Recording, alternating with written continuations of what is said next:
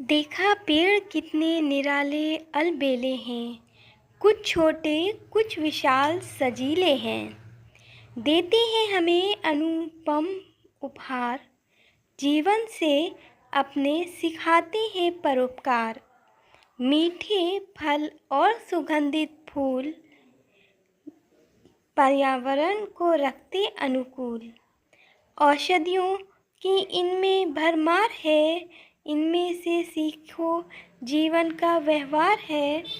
कुछ ये लाइनें थीं जो मेरी ज़िंदगी में बहुत ड्रास्टिक चेंज लाईं।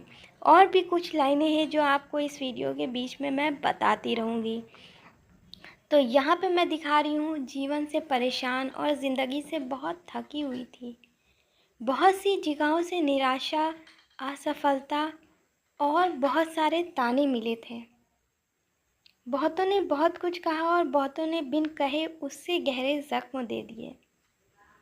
यूं ही तमाम दिन बैठे बर्बाद कर दिए, सोचते सोचते कि लोगों ने ये क्यों कहा, किस मकसद से कहा और इसके लिए हमें क्या करना चाहिए। फिर अपनी वार्डरोब की तरफ देखा और एक एक करके ड्रॉर को ओपन किया तो ये सारी चीज़ें हमारी राह तकती मिली, लेकिन बहुत देर हो चुकी थी क्योंकि इनमें से तमाम चीज़ें एक्सपायर हो चुकी थी। तो वहाँ से हमें ये सीखने को मिला कि ज़िंदगी में देर ना हो जाए, कुछ ऐसे किस्से अधूरे ना रह जाएं, उससे पहले एक बार फिर से जीना सीखना चाहिए, फिर से उठना चाहिए और फिर से मेहनत करनी चाहिए। और खूब ढेर सारी मोटिवेशन के साथ हम उठे।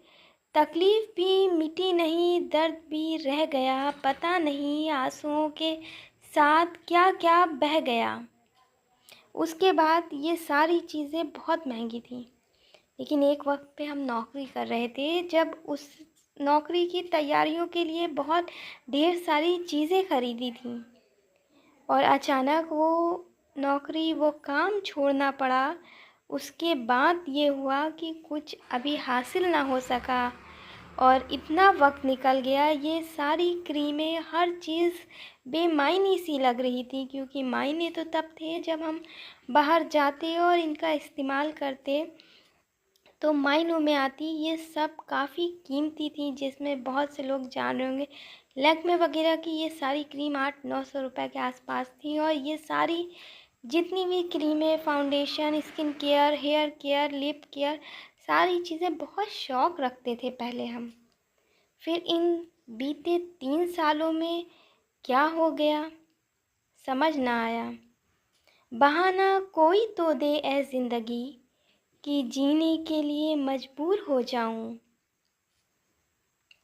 हर इंसान अंदर से ख़त्म हो रहा है। किसी ने पिक्चर लेनी छोड़ दी, किसी ने नए कपड़ों का शौक़ छोड़ दिया, किसी को मोहब्बत से नफ़रत हो गई, किसी को तन्हाई पसंद आ गई, किसी ने दोस्तों से मिलना छोड़ दिया।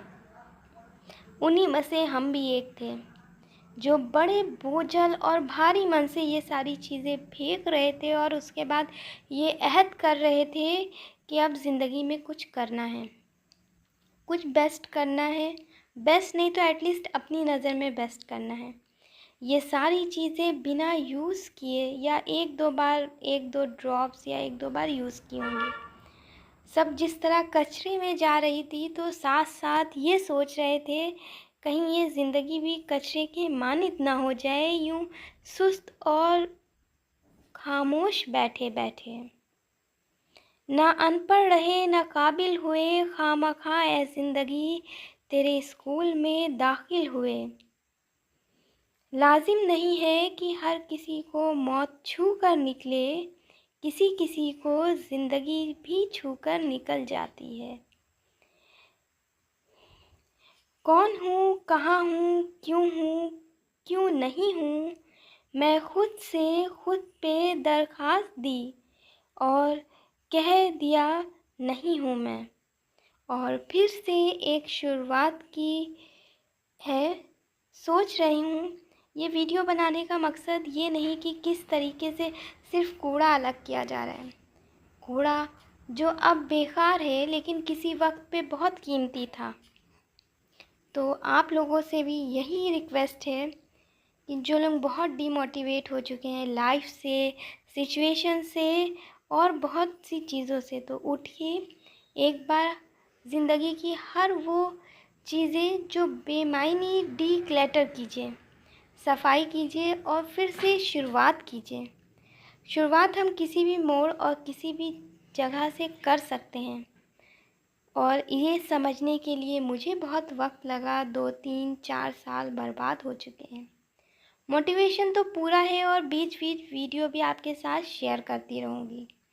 कहाँ पहुँची, कैसी सिचुएशन है, जॉब तो अभी भी नहीं है, पैसा अभी भी नहीं है, इनकम का सोर्स अभी भी नहीं है, लेकिन मोटिवेशन आ गई है, तो आगे भी सब